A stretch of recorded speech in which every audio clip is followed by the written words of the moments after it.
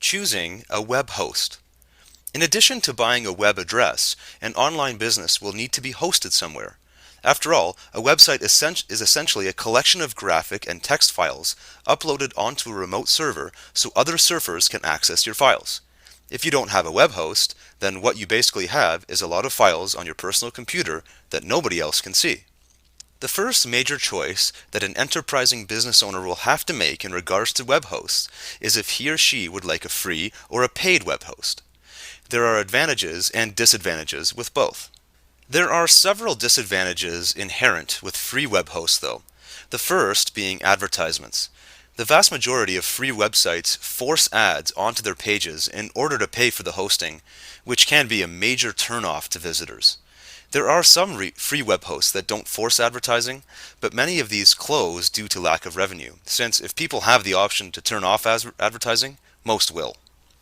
In addition, several of the free web hosts don't allow FTP or File Transfer Protocol access.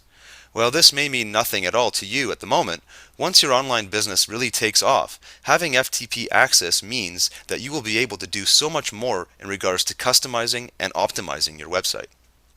Generally speaking, it's much more recommended for businesses to spring for the paid web host, if at all possible. There are some places where you can get basic web hosting for under $10 a month, and you can switch web hosts at a later date should your requirements exceed the capabilities of the cheaper web hosts.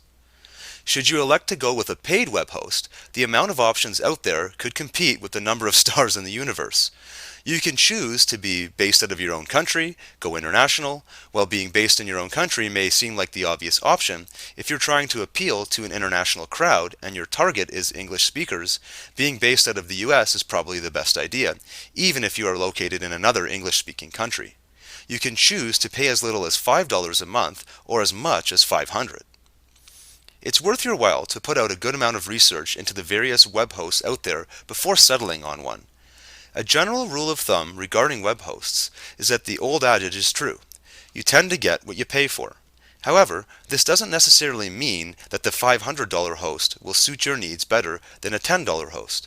It all depends upon the technical specifications of your company and how much service and capabilities you need to keep it running.